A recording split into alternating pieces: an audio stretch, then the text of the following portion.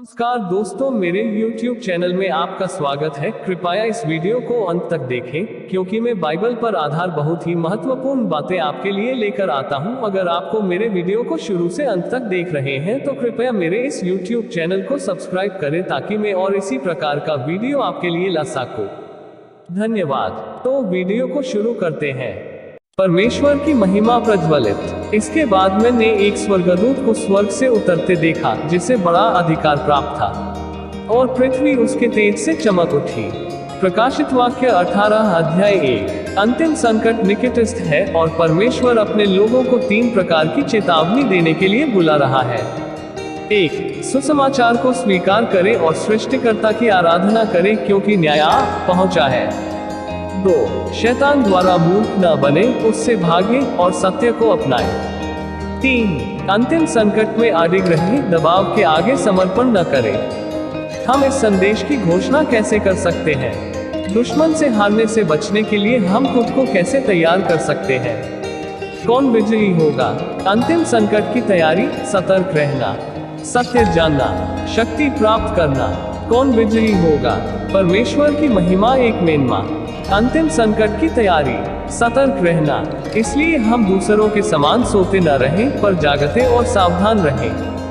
1 थिस्सलुनीकियों 5 अध्याय 6 बारे में महत्वपूर्ण जानकारी साझा की। 1 थिस्सलुनीकियों 5 अध्याय 1-6। हम तिथियों और घटनाओं के बारे में पर्याप्त जानते हैं। पद्य 1, संकट अप्रत्याशित रूप से आएगा। पद्य 2-3, हमें आश्चर्य नहीं होगा, क्योंकि हम ज्योति की संतान हैं।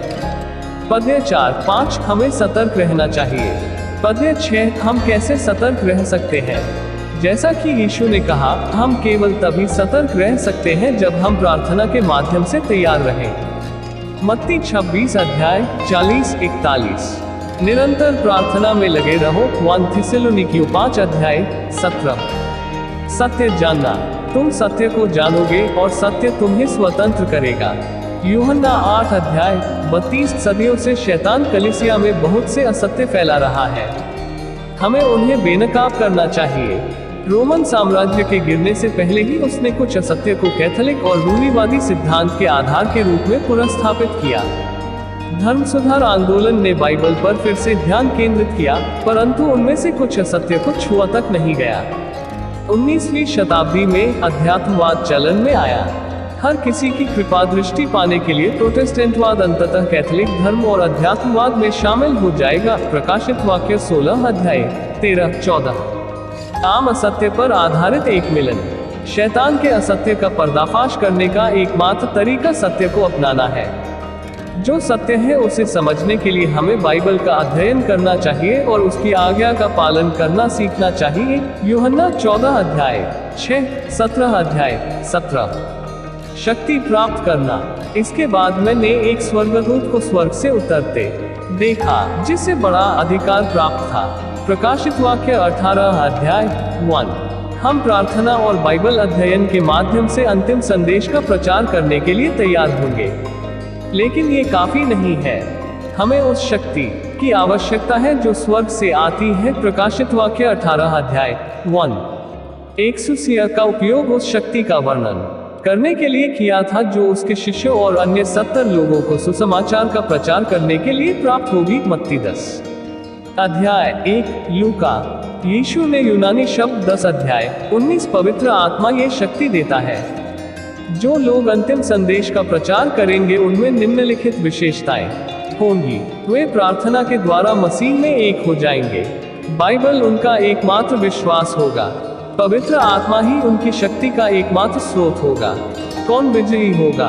परमेश्वर की महिमा, और पृथ्वी उसके तेज से चमक उठी। प्रकाशित वाक्य 18 अध्याय 1। प्रकाशित वाक्य में स्वर्गदूतों, संदेशवाहकों का एक प्रतीकात्मक अर्थ है। केवल परमेश्वर ही पृथ्वी को अपनी महिमा से प्रकाशित कर सकता है। गिनती 14 अध्याय 21। भजन संहिता 72 अध्याय 19। अज़ा 43 अध्याय 2-1। 14 अध्याय 6-1-1 में वे परमेश्वर के लोगों का प्रतिनिधित्व कर 10 अध्याय 1 में वे यीशु का प्रतिनिधित्व करते हैं।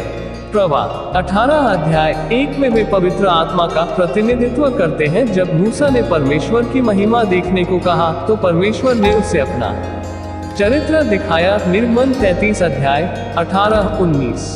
परमेश्वर की महिमा उसका चरित्र है। शैतान ने परमेश्वर के चरित्र पर प्रश्न चिन्ह लगाया।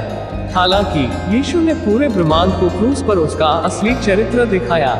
परमेश्वर प्रेम है। यूहन्ना 3 अध्याय 16। आए वह संदेश जो संसार को विश्वास दिलाएगा वह है मसीह का प्रेम और धार्मिकता। सारी महिमा परमेश्वर की है। 1 मेमना वध किया हुआ मैगरा ही सामर्थ्य और धन और ज्ञान और शक्ति और आदर और महिमा और धन्यवाद के योग्य है। प्रकाशित वाक्य 5 अध्याय 12। प्रकाशित वाक्य यीशु को 26 बार मेमरे के रूप में प्रस्तुत करता है। वह मेना जो वध किया गया था उसका लहू हमें सारे पापों से शुद्ध करता है। प्रकाशित वाक्य 5 अध्याय 12, 7 अध्याय 14। 3 स्वर्गदूतों का प्रकाशित वाक्य 5 और पूरी बाइबल का मुख्य संदेश यीशु मसीह जिसे क्रूस पर चढ़ाया गया है। हमारी पवित्रता, हमारी आज्ञाकारिता या हम सत्य को कितनी अच्छी तरह जानते हैं, इसके बिना कोई भी यकीन नहीं करेगा।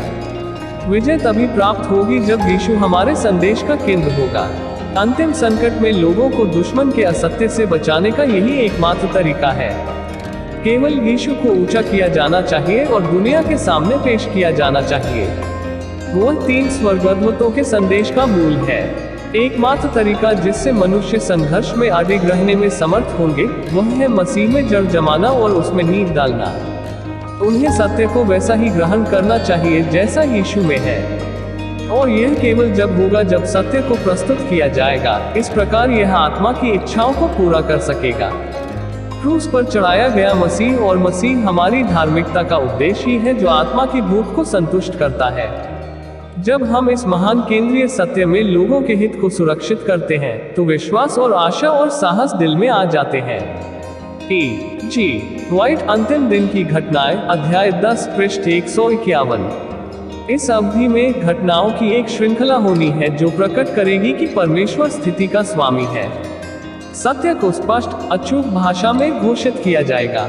लोगों के रूप में हमें पवित्र आत्मा के सर्वशक्तिमान मार्गदर्शन के तहत प्रभु के मार्ग को तैयार करना चाहिए। सुसमाचार इसकी शुद्धता में दिया जाना है। वह संदेश जो पृथ्वी पर रहने वालों के लिए बहुत मायने रखता है सुना और समझा जाएगा। लोगों को पता चल जाएगा कि सत्य क्या है। आगे और आगे काम बढ़ता जाएगा जब तक कि पूरी पृथ्वी को चेतावनी नहीं दी जाए, और तब अंत आएगा।